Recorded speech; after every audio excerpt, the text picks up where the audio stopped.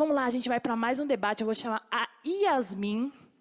Que aqui é... Você viu? Vocês viram? Gente, dá para fazer de novo? Eu quero... Vamos chamar a Yasmin. Tá. E a Yasmin já está ali. Olá, amada. Gente, Olá, salve, salve, boa boa noite.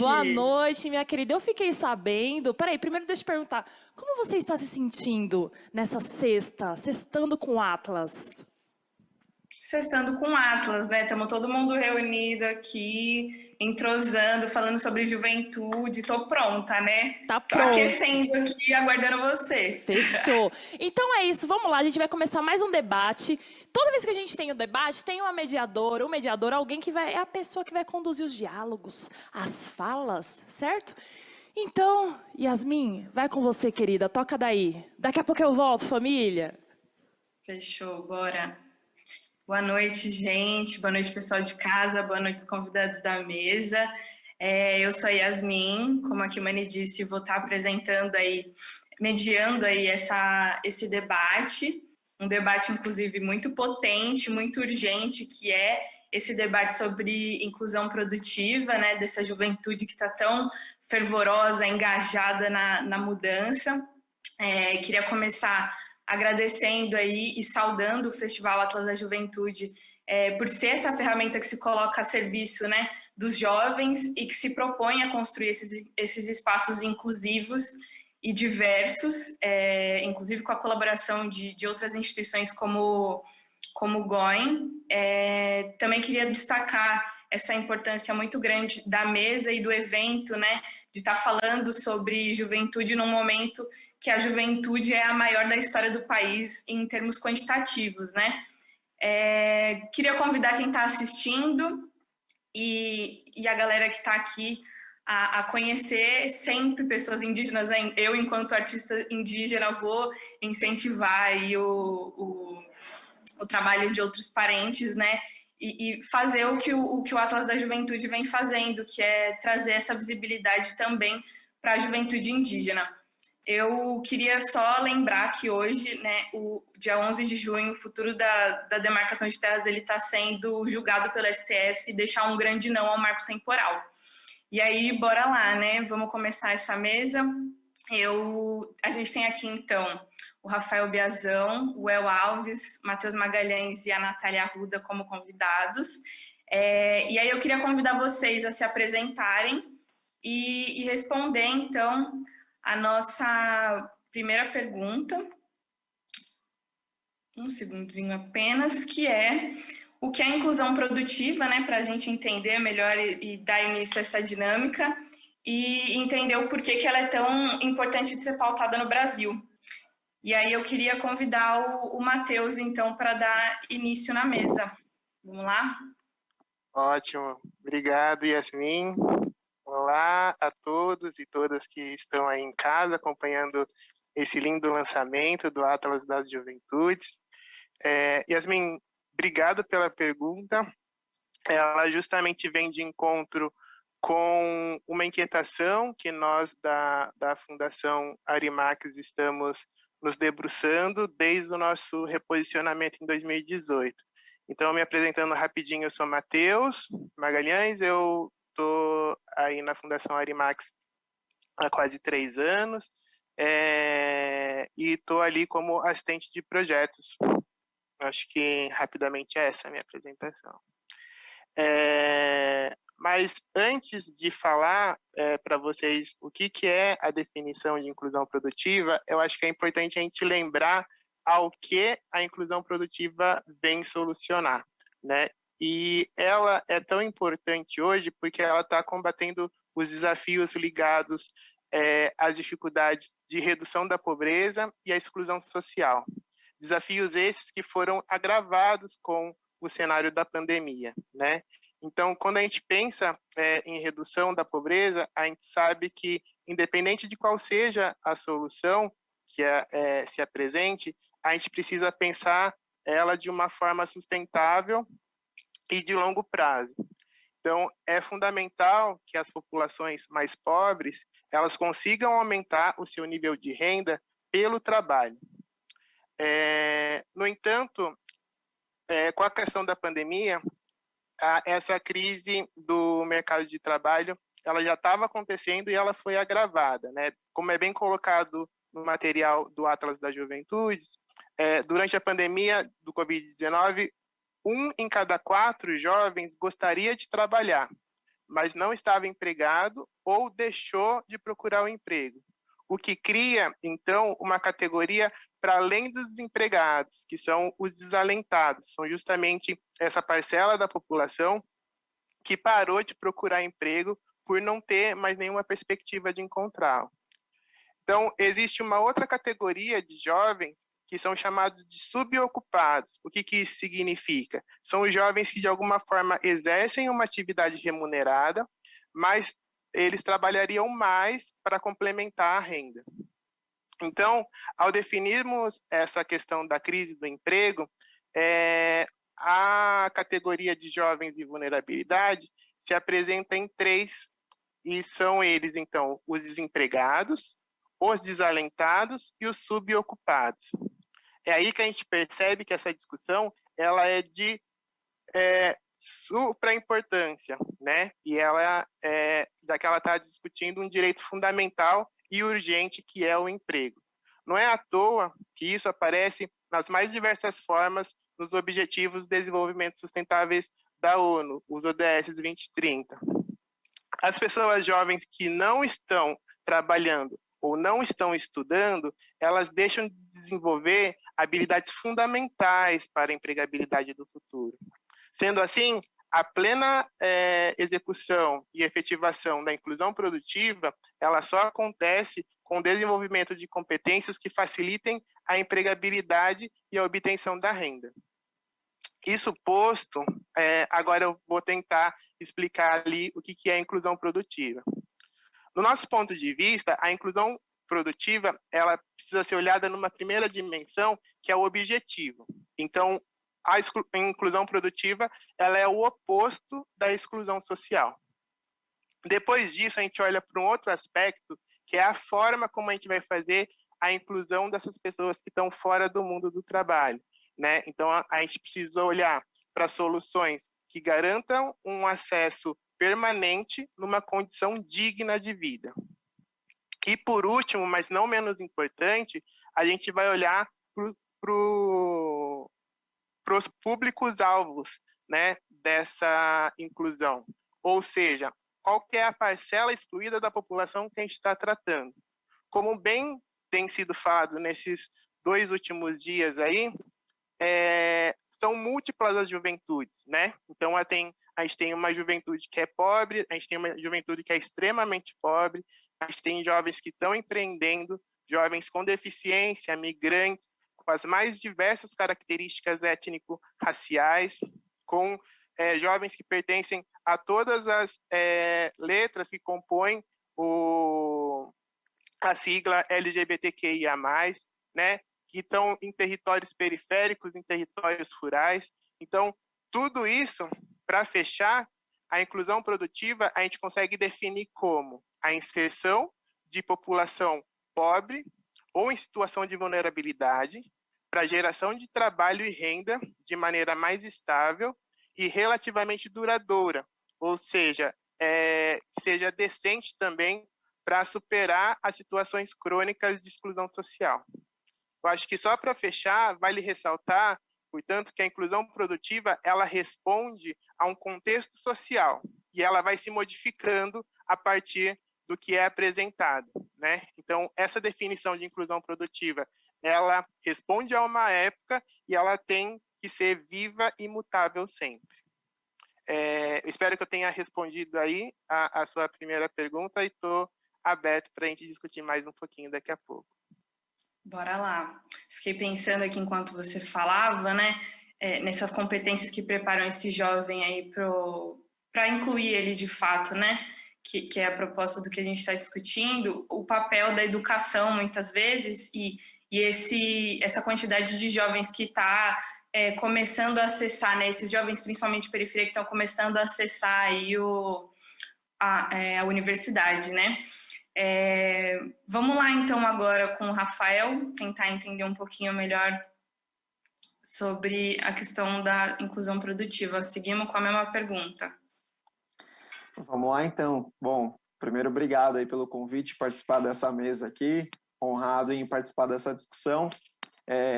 Eu queria primeiro trazer, né, o que tem de garantia na lei, quando a gente está falando sobre a inclusão produtiva de jovens também, para a gente poder cruzar um pouco com os dados que o estudo trouxe, né, a gente debater aí onde é que está esse gap. Lá na Lei 12.852, né, que é a lei que institui o Estatuto da Juventude e também o Sistema Nacional de Juventude, que classifica, né, como jovem toda a população entre 15 e 29 anos de idade, o artigo 14º diz o seguinte: o jovem tem direito à profissionalização, ao trabalho e à renda, exercido em condições de liberdade, equidade e segurança, adequadamente remunerado e com proteção social. Né? Isso é o que diz a lei. A gente já viu nos dados aí apresentados da pesquisa, quem está acompanhando desde o lançamento, em que a gente viu que 4 em cada 10 jovens, né, estão em famílias que perderam parcial ou totalmente a renda durante o período da pandemia. A gente viu uma situação ali de vulnerabilidade, e aí quando a gente vai trazer esse contexto, né, de inclusão produtiva, é sempre importante a gente fazer esse olhar de juventudes e esses recortes de maior vulnerabilidade. A gente viu ali os jovens numa situação de obrigatoriedade, né, de buscar um complemento de renda, tanto que os dados diziam que em 2020 a gente tinha 23% dos jovens buscando o complemento de renda. Já a pesquisa desse ano apontou que esse percentual foi para 38%. Né? Então, e ali um outro ponto que a gente viu é que os trabalhos muitas vezes eram ali expostos, né, a situações precárias, sem segurança. A gente viu curta-metragem agora há pouco do jovem em contexto de vulnerabilidade, principalmente, fazendo atividades saindo da sua casa, né? Tinha necessidade ali, né? Não tinha o privilégio de poder fazer home office, etc.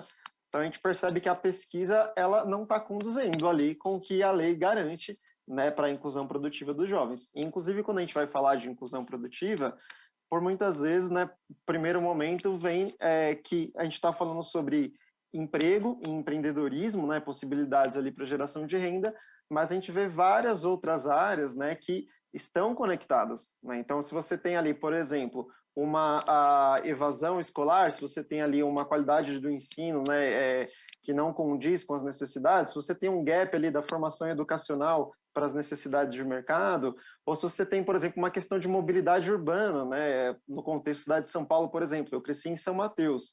Para quem conhece, né, a cidade de São Paulo é uma região periférica da Zona Leste.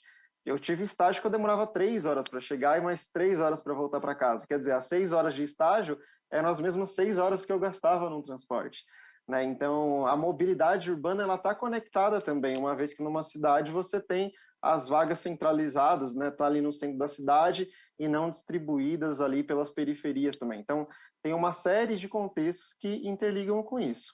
Né? E aí, fazendo a minha apresentação, conectando com esse tema, né? Hoje eu atuo no CIEDS, que é uma organização da sociedade civil, atua, né, com diferentes áreas nesse contexto de criação de redes para a prosperidade, né? Prosperidade nesse sentido de mais renda, mais saúde, mais alimentação, e no Conselho Nacional da Juventude eu também atuo na Comissão Especial de Inclusão Produtiva, e aí tanto, né, o Conselho Nacional da Juventude como o CIEDS tem um entendimento que para atuar, né, para a gente sanar essas questões que a gente foi mencionando aqui, que as pesquisas apontam, que não garantem o que está escrito, né, em lei, não existe uma solução simples. Não é um único ponto. Não adianta falar, empresa, crie vagas e empregue os jovens que estão fora do mercado. A gente precisa pensar em políticas públicas e em outras áreas, educação, mobilidade, a garantia do acesso ao primeiro emprego, a garantia de apoio para o jovem que quer empreender, o desenvolvimento de competências e habilidades, né, que vai permitir esse jovem aí a seguir o seu caminho, desenhar o seu projeto de vida, inclusive, indicando ali para onde ele quer, se ele quer uma vaga no mercado formal, se ele quer empreender ou qualquer outra possibilidade. Então, eu acho que a gente tem um cenário complexo e não existe solução simples, né? A proposta é como é que a gente aproxima o poder público, privado, as organizações da sociedade civil e principalmente as juventudes, para pensar como é que a gente consegue dar encaminhamentos e buscar soluções para essa situação. Acho que a gente está aqui exatamente para conciliar tudo isso, né? Tentar pensar essa galera que está pilhando todo esse rolê aí, que está querendo muitas coisas, tendo muitas demandas, juntar esse montão de informação e começar a mudar as coisas, né? Eu acho que é esse é o caminho, né? É legal a gente trazer isso. Well, vou chamar você agora, então, para contribuir um pouquinho aqui com a gente na mesa. Legal, Yasmin, obrigado. Também queria dar meu boa noite a todas e todos. Dizer que primeiro que é uma honra estar participando desse festival. Tenho certeza que esse vai ser um momento histórico aí. Acho que vai ter, né, um antes e depois do Atlas das Juventudes, porque realmente acho que era uma peça muito importante que faltava, né? Eu lembro lá da primeira sementinha do que veio a ser esse Atlas, quando a gente falava que faltavam dados, né, sobre as juventudes no Brasil. E, de fato, faltavam, e acho que agora a gente está num momento muito propício, onde a gente tem muitos dados, né, que podem, de fato, pautar tomada de decisão e, principalmente, políticas públicas, né, voltadas para as nossas juventudes.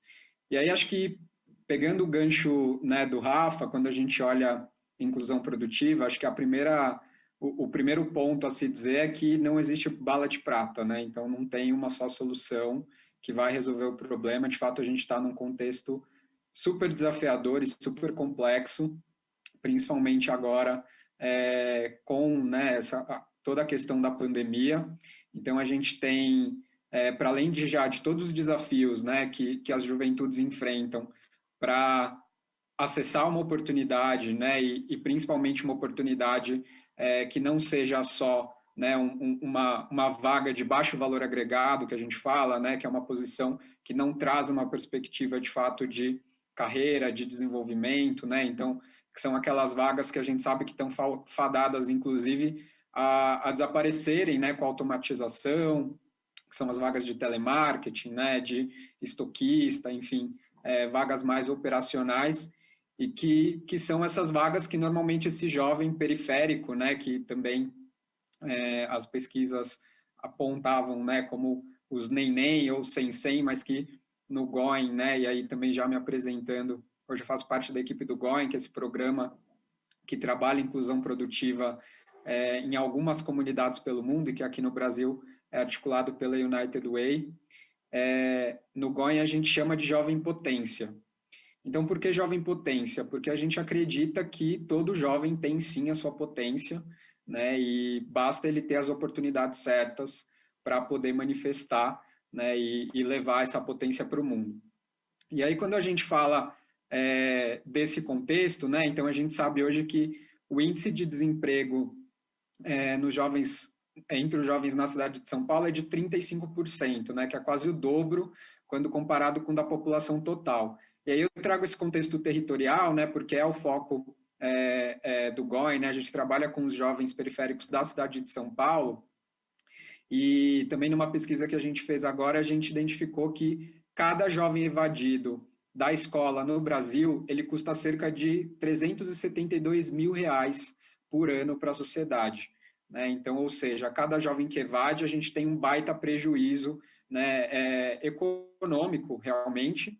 E se a gente consegue trabalhar, e além desse custo de evasão, se a gente consegue, né, se a gente consegue desenvolver formas e mecanismos de incluir produtivamente esse jovem, e aí olhando de novo só para a cidade de São Paulo, que nessa pesquisa mostrou que hoje a gente tem mais de 765 mil jovens, né, que estão em situação de vulnerabilidade social, sem oportunidade de formação acadêmica ou de emprego formal, né, se a gente consegue trabalhar para incluir esses jovens, a gente pode somar até 0,3% ao PIB da cidade de São Paulo. Isso equivaleria a quase 2 bilhões de reais. Né? E aí, de novo, a gente está falando só de cidade de São Paulo, que é uma das maiores metrópoles da América Latina. Imagina se a gente leva isso para um contexto Brasil. Né? Então, qual que é de fato, esse desperdício financeiro que a gente está tendo, né?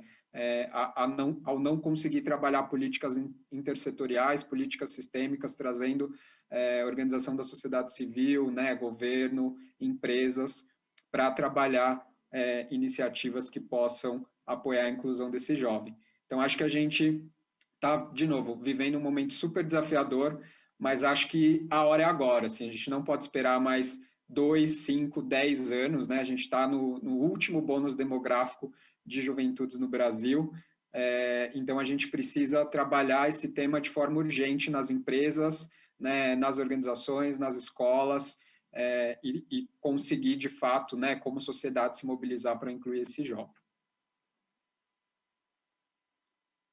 Arrasou. Fico pensando também agora, você falando sobre essa pauta tão ser urgente, né? Eu sinto eu que faço parte dessa juventude que está clamando por toda que clama essa necessidade, né? Tipo, que clama essas urgências. Eu acho que é muito atual, assim, falar sobre isso, né? É uma necessidade muito latente dessas pessoas de buscar esses novos lugares e essas novas oportunidades. Então, acho que quem está na ponta sente isso e provavelmente quem está aí assistindo agora se identifica muito desse lado de cá, né? E então, é bem interessante, acho que a gente trazer essa discussão. Vou chamar a Nath, então, agora, para finalizar essa primeira rodada e depois a gente abrir para mais uma. Vamos lá, Nath. Claro, boa noite, muito obrigada pelo convite. Só me apresentando, eu sou Natália Arruda, sou uma jovem preta de origem periférica e desempenho um trabalho dentro de um projeto chamado Corporativos para Pretos, que é justamente para pensar a inclusão produtiva dessa periferia e desses jovens negros no Brasil, que hoje são a maioria, né? Então, e também sou alumni de um programa desenvolvido pelo Grupo Mais Unidos, que é uma iniciativa que vem do privado. Então, como o Will falou, né, sobre a questão do impacto de inclusão produtiva na cidade de São Paulo, a gente também tem um impacto nacional, né? Não incluir essa juventude de 15 a 24 anos quer dizer que por ano a gente está perdendo 1,5% do PIB brasileiro. E quando a gente pensa nisso, a gente precisa olhar, enquanto sociedade, qual que é a responsabilidade privada também da inclusão desses jovens. Porque a gente pensar em inclusão produtiva não é só pensar em inclusão produtiva no geral, a gente precisa pensar isso localmente. Quais são os agentes que podem ajudar nesse processo? Quem são os responsáveis para poder efetuar esse processo? E quando a gente está falando de inclusão produtiva, a gente está falando de emprego. E aí a gente precisa olhar e chamar para a responsabilidade a iniciativa privada de como que ela vai incluir esses jovens e como que ela está excluindo esses jovens, né? Se nós estamos falando nesse momento de um bônus demográfico da população, da PEA, que está nessa faixa de 15 a 24 anos, a maioria dessa PEA, que é a população economicamente ativa, atualmente é preta e é periférica. Então, a gente precisa olhar qual que é todo o histórico da formação dessas pessoas no Brasil, qual que é a dívida histórica que existe no Brasil que a gente precisa readequar para os currículos das pessoas que a gente está trazendo para essas empresas privadas. Então, existe uma responsabilidade do poderio privado que hoje, como o Will falou, né, que existem determinadas vagas que vão, às vezes, para essas juventudes que não têm um grande valor agregado. E quando a gente está falando de inclusão produtiva, de melhores trabalhos, a gente também está falando de mobilidade social. A gente precisa lembrar que o dinheiro, quando ele vai para a classe média ou para a classe rica no Brasil, ele é visto de uma forma diferente quando ele vai para a periferia. Quando o dinheiro vai para a periferia, ele tem a capacidade de transformar famílias. Além disso, quando a gente exclui pessoas por requisitos irreais, vagas irreais, a gente também está excluindo as potências dos jovens brasileiros. A gente está excluindo pessoas que podem transformar economicamente o nosso país. A gente está excluindo pensares plurais de outras pessoas que vêm de realidades muito diferentes das nossas. Então, eu queria finalizar essa fala chamando o poder privado para esse debate, para que ele entenda que não é só uma questão de políticas públicas, mas é também uma questão da gente pensar como que hoje o poder privado está excluindo essa juventude e o que ele pode fazer junto a agentes locais, pensando de forma com recortes as soluções que a gente pode trazer. Não quer dizer que todo jovem tem o sonho de ir para o mercado corporativo, ou todo jovem tem o sonho de trabalhar numa multinacional. mas é sim garantir que todo jovem tenha acesso à educação, é sim garantir que todo jovem tenha acesso à infraestrutura básica, que, como falaram antes na mesa, que a questão de mobilidade, de pegar 3 horas de transporte, o meu desempenho dentro de uma empresa e o desempenho de quem pega 6 horas de transporte é diferente. É pensar que a gente não vem de um mesmo lugar e por isso a gente não pode ser avaliado da mesma forma. E que se a gente está pensando que essa população economicamente ativa vai movimentar a economia do país, a gente precisa pensar também não só em inserir essa população nas empresas, mas também como é que a gente capacita, como é que a gente desenvolve, como é que a gente chama esses recortes da sociedade de populações subrepresentadas, e aí eu estou falando de jovens com deficiência, pretos, periféricos, LGBTQIA+, que hoje não estão tão representados nessa máquina econômica para repensar esses lugares, porque se a gente exclui esses jovens nesse momento, lá na frente a gente vai continuar repetindo esse ciclo de as mesmas pessoas sempre trazendo as mesmas soluções e a gente não vai mudar enquanto país. Então é isso, né? Fica o convite aí para as instituições privadas para pensar e se responsabilizar nesse processo também por essa juventude, né? Que é uma superpotência criativa e econômica também. Vou correr um pouquinho aqui com as perguntas do chat. A gente tem 2 perguntas para responder, daí acho que dá para a gente fazer em rodadas, mais ou menos nessa linha. Daí eu vou pedir só para vocês serem um pouco mais breves na resposta, para a gente dar conta de fazer as 2, tá bom? Beleza, eu vou fazer a primeira pergunta então, e daí a gente retoma com o Matheus e segue a ordem que estava, pode ser? A Caroline Lobato perguntou, né? Quais seriam as melhores políticas para ajudar os jovens das periferias? Vamos lá. Maravilha. Tem uma primeira questão, acho que vale a gente pensar junto, aí trazendo todos os setores, que é resgatar a questão da aspiração do jovem, né? Possibilitar que ele tenha sonhos e planos de um futuro. Então, uma primeira política que eu apontaria é a gente criar programas que façam essa questão do projeto de vida junto com o jovem, para que ele pense que o ambiente de trabalho ele também precisa ser acolhedor, né? Então, pois uma pessoa que trabalha, ela está, de certa forma, sendo incluída numa sociedade como um todo. Então, acho que para além dessa questão da gente construir junto com o jovem um projeto de vida onde ele consiga se ver e estar feliz ali naquela construção, ele também, na hora de ser incluído, ele precisa ser bem acolhido, ter ali todo um arcabouço e práticas que façam com que ele se sinta valorizado.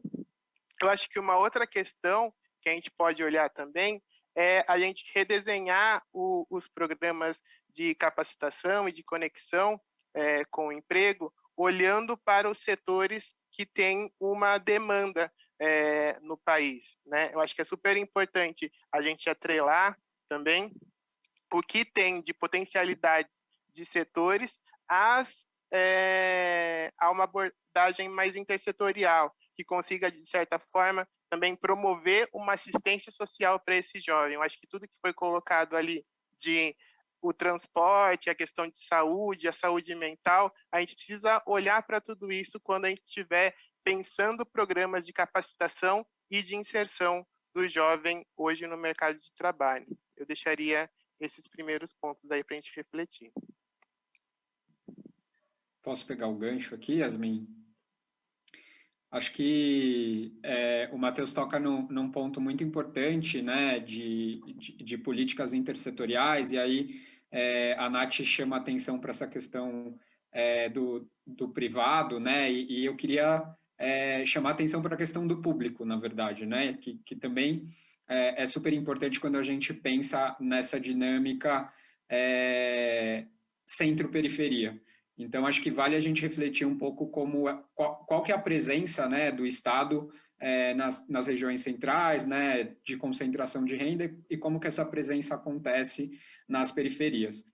Então, acho que tem uma primeira questão, que é, se a gente quer, de fato, trazer esse jovem, né, para ser incluído produtivamente, a gente precisa saber quem é esse jovem, né? E a gente precisa saber que ele tem cor, ele tem gênero e ele tem CEP, né? Ele tem território. Então, a maior parte desse jovem é o jovem negro, na sua maior parte mulher, né, que já é mãe, inclusive, e que está nas bordas da cidade, né, que está nas bordas dos centros urbanos. Então, acho que uma primeira questão seria como é que a gente potencializa, né, já que a gente sabe que a inclusão produtiva ela não acontece só a partir do emprego, e num país, né, onde a gente está vivendo uma crise e uma recessão que a gente não sabe quando vai acabar, eu acho que é super importante a gente potencializar iniciativas empreendedoras da periferia para a periferia, né? Então, como é que a gente fortalece negócios sociais que possam promover essa sustentabilidade financeira dentro da quebrada, né, para que o dinheiro circule ali e para que dessa forma a gente possa, inclusive, fazer com que os próprios empreendedores periféricos apoiem a formação de novos empreendedores, né? Além disso, acho que tem todo um ecossistema também de sustentação, né, da periferia que precisa ser estimulado. Então, acho que políticas que vão nesse sentido são super importantes. Além disso, acho que tem uma questão, né, que talvez nos últimos anos a gente parou de falar como sociedade, porque acho que a gente estava vendo uma evolução, mas que nos últimos anos os dados mostram que a gente está piorando, que é a questão da educação. Então, a gente precisa voltar a pautar a importância da educação e estimular a modernização do ensino, né? Então, acho que um movimento de revalorização da importância da educação. Eu acho que a gente ainda não sabe o tamanho do buraco que a pandemia, né, vai trazer quando a gente olha para jovens que estão no ensino público. Então, quantos desses jovens vão conseguir se reconectar com o ensino formal e quantos deles vão precisar, e já precisam, na verdade, né, fazer bico para trazer recurso para dentro de casa, para sustentar, apoiar na sustentação da família. Então, acho que se a gente consegue atuar em rede para, por exemplo, se engajar na melhoria da qualidade da educação, na promoção do debate, de novo, né, para que isso volte para o centro da construção de política pública, e também apoiar modelos, né, que tragam a importância do ensino técnico profissionalizante no país, é algo super importante. O Brasil hoje tem 8% dos jovens só que estão formados em ensino técnico, né, uma porcentagem muito baixa se a gente compara com outros países que têm os seus jovens, né, como grande força produtiva. Então, acho que esse é um outro ponto super relevante.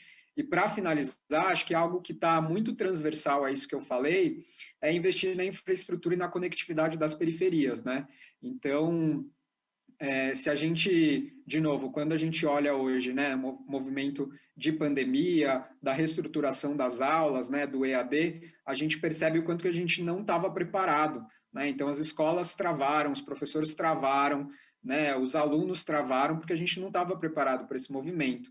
Então, potencializar iniciativas que centralizem a produção e o acesso à informação, fomentar essa questão do trabalho remoto, né, que acho que foi uma das poucas coisas boas que a pandemia trouxe, né, para que a gente não precise, como o Rafa falou, fazer com que o jovem saia lá de São Mateus ou saia lá de Parelheiros, né, que foi onde eu cresci, por exemplo, para precisar ir para o Itaim, né, e pegar 2 horas, 3 horas de deslocamento e poder aproveitar esse tempo, talvez em formação, né, em estudo.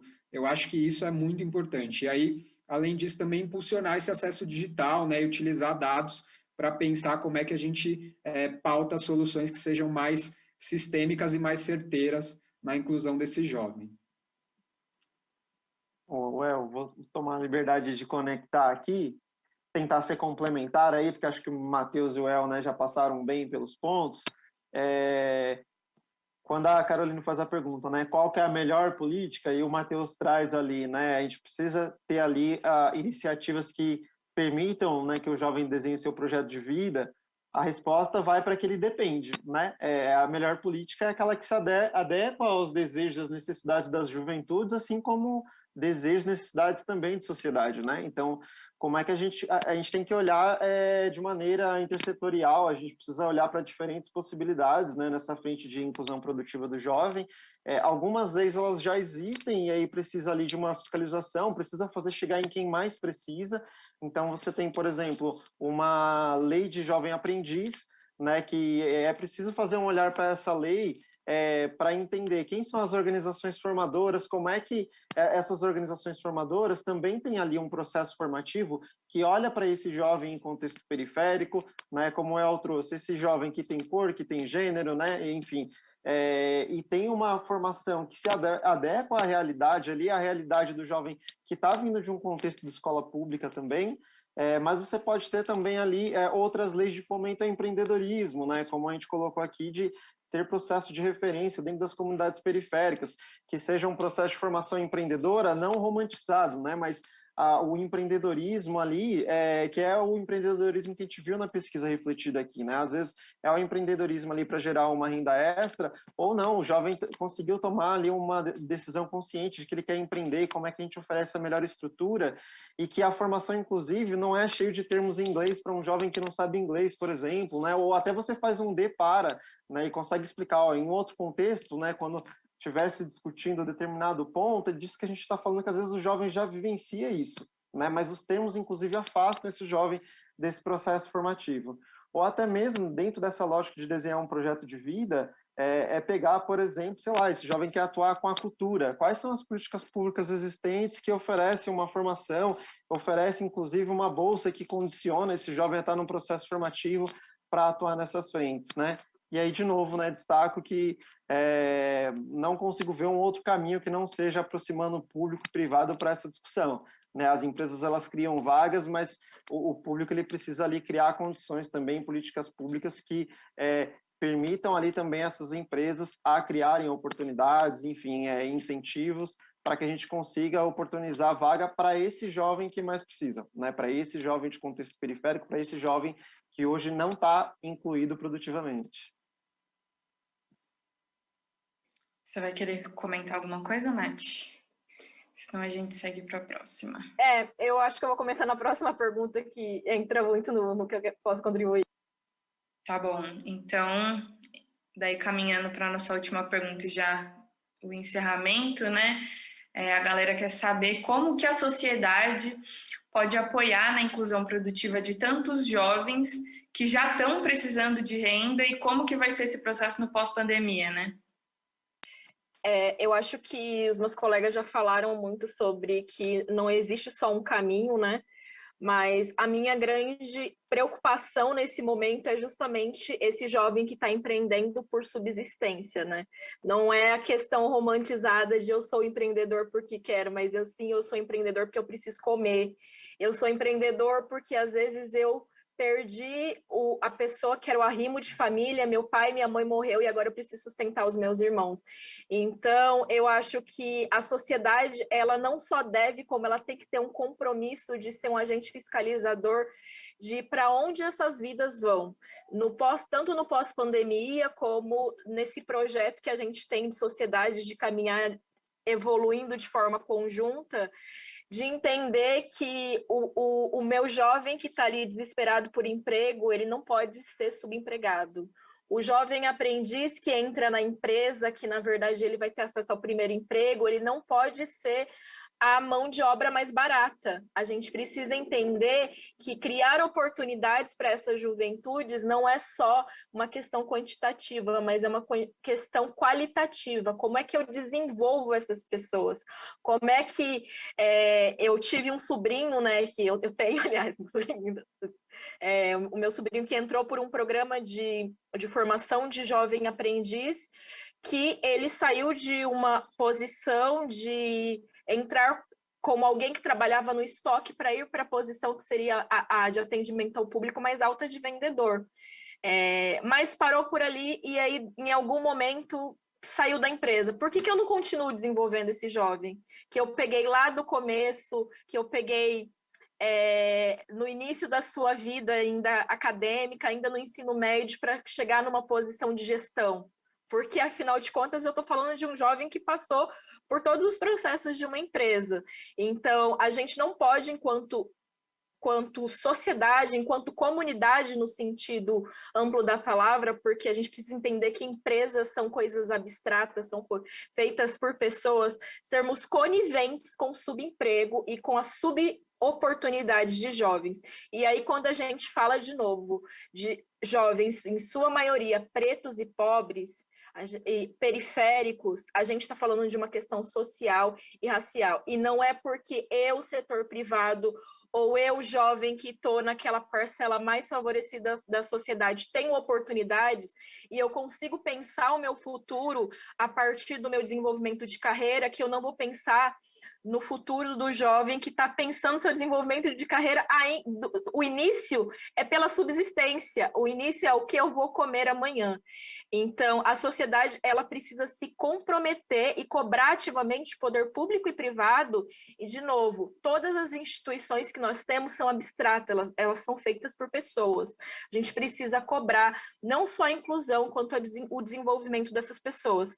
E a gente não sabe o que nos aguarda no pós-pandemia, a gente não sabe quantos jovens evadiram do ensino formal, a gente não sabe quantos jovens estão endividados, estão desabrigados. Então, nesse momento se faz muito mais urgente a gente olhar para o todo e a gente olhar, às vezes, o seu ex-colega de trabalho que talvez perdeu o emprego nesse momento, está trabalhando para aplicativos de entrega por uma necessidade de comer. Como é que você ajuda? Como é que você se conecta em relação aos espaços que você tem? Eu falo muito no Corporativo para Pretos que networking não é QI. Networking é você entender que você tem uma rede que você pode conectar pessoas que têm necessidades. Então, não é que eu vou indicar ou eu vou falar de alguém porque eu conheço. Não, é porque eu confio, é porque eu posso te ajudar com formações, é porque eu posso te ajudar, às vezes te indicando uma vaga, eu posso te ajudar pagando até uma conta. A gente precisa entender que o pensar comunitário é isso. Como é que eu te ajudo? Se eu estou em uma posição de excesso, como é que eu te ajudo na sua posição de falta? Então, a gente precisa se comprometer dessa forma. Arrasou, muito legal. Acho que tivemos contribuições que se complementaram o tempo todo, né? E que agora a gente consegue levar para frente para pensar melhor nessas pautas. É isso, nosso tempo acabou, né? Vou ter que chamar a Kimani de novo e agradecer a todos pela mesa, pela presença, agradecer pela atenção de quem está assistindo a gente em casa e sextando com a gente no dia de hoje. Vamos continuar na programação online aí, galera. E é isso. E aí, Kimani, você gostou do nosso debate? Eu amei. Cadê eu fiquei você? tô aqui. Fiquei ali assistindo vocês ali na parte de trás do fundinho e só aprendendo muito, assim. Vocês fortaleceram vários pensamentos que eu realmente sinto essa necessidade. A gente precisa falar de empregabilidade com os nossos jovens, né? E principalmente trazer eles para a conversa, né? Trazer eles para o diálogo, né? E principalmente reconhecer aquilo que já tem feito. Eu vejo jovens muito ativos dentro das suas habilidades, naquilo que gosta de fazer, e às vezes não tem um fomento, não tem um incentivo de fora ou de casa para poder seguir em frente. Então tá aí esse painel maravilhoso. Muito obrigada, Yasmin, pela condução. Obrigada, Matheus Magalhães, Natália Arruda, Uel Alves e Rafael Biazão. É Biazão mesmo, né? Gente, gostei do sobrenome. Muito obrigada, viu? Boa noite, meus queridos. Valeu.